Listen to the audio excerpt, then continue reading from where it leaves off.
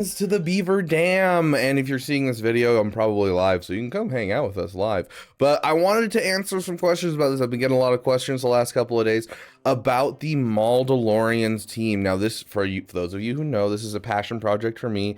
This is a little PP. I love this team.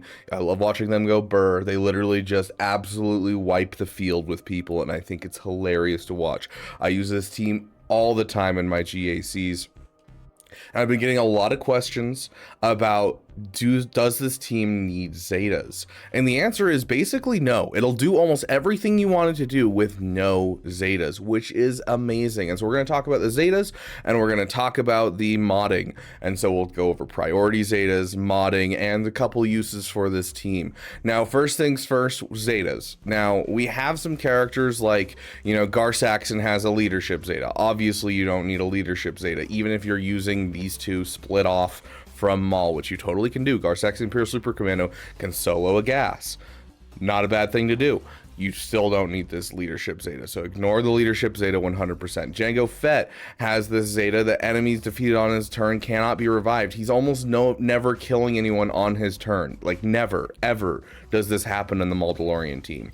It's always during Maul's turn that people die, or Imperial Super Commando and Gar Saxon are counterattacking on an enemy's turn, and that's killing off people. You're never killing people on Jango Fett's turn, so there's not really any use. Canderous, I don't even know what his does. Critical damage up when an enemy gains taunt or becomes death marked. Well, I mean, critical damage up doesn't do anything when you're doing all true damage. So, like, these Zetas are essentially worthless on these characters, and so it's just better to save your Zetas and not utilize them all. Whereas for Maul, his Bound by Hatred, when Maul has 3 or more anguish stacks, he's immune to stun, ability block, and while he has 5 stacks, he ignores taunt effects. Very nice. First Zeta I'd put on, and so that would be like the primary Zeta.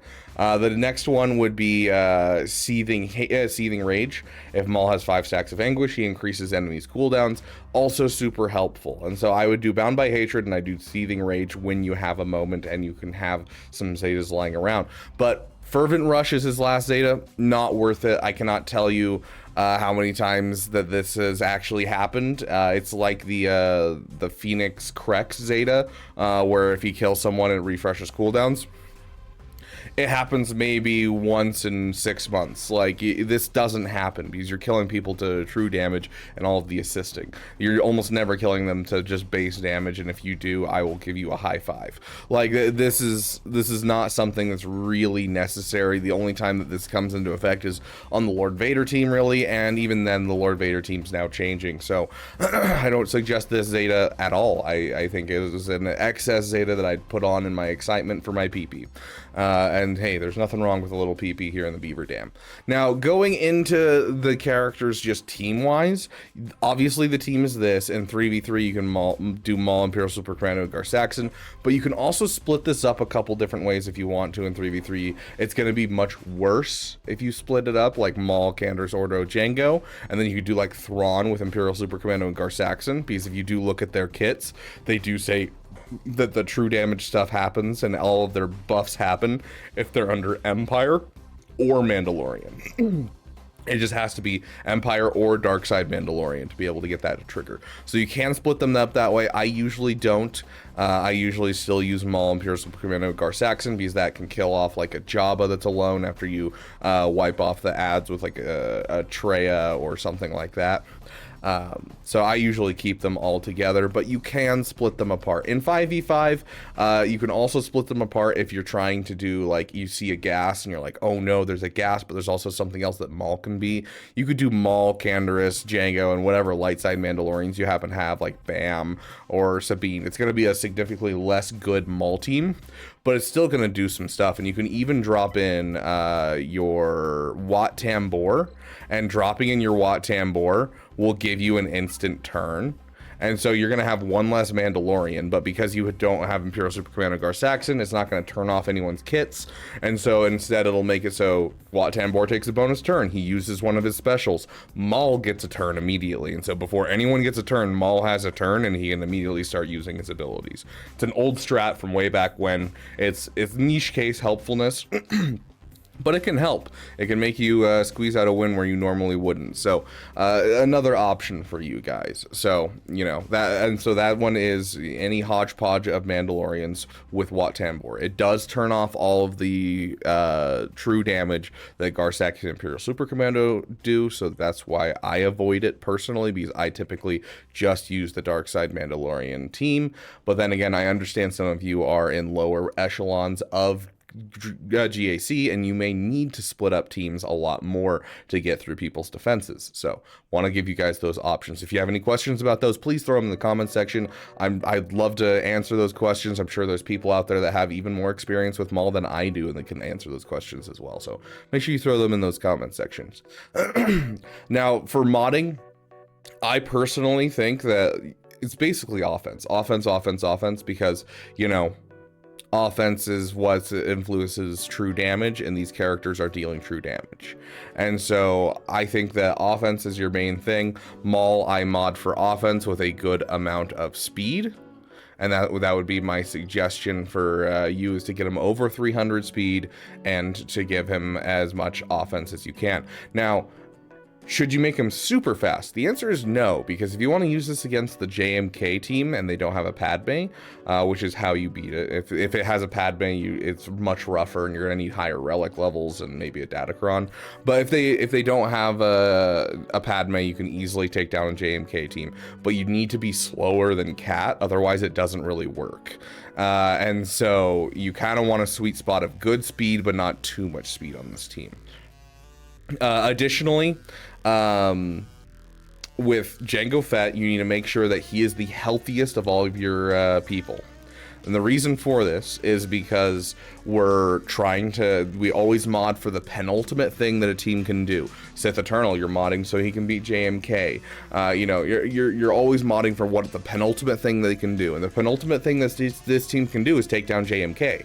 And so you need Jango Fett to be the strongest, because he has the ability to revive himself once. And so if he gets hit by Cat's insta-kill, he comes right back, and the strongest Mandalorian ally taunts at the beginning of the battle, and continues to taunt. And so because of this, Jango Fett being your healthiest, so most health and most protection, will make it so Cat hits him, you don't lose anyone, and then you can go in and kill the JMK team.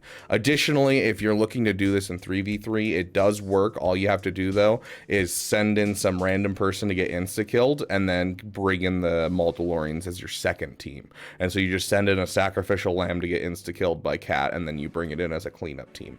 And it does work in 3v3. I've done it multiple times. In that case, it's just Maul, Imperial Super Commando, and Garsaxon. Besides the offense stuff, I do like modding Garsaxon Imperial Super Commando for tenacity, because then you can split them off and fight gas. If they don't have high tenacity, they're going to get dazed. If they get dazed, they lose, because they're all about counterattacking and attacking out of turn. And so I like to mod these two for tenacity, for, any case where they'd get dazed, as well as the fact that, you take him up against gas and he has a daze. And so tenacity sets and then a tenacity cross is really what you need. I suggest an offense triangle, and then same thing for Imperial Super Commando.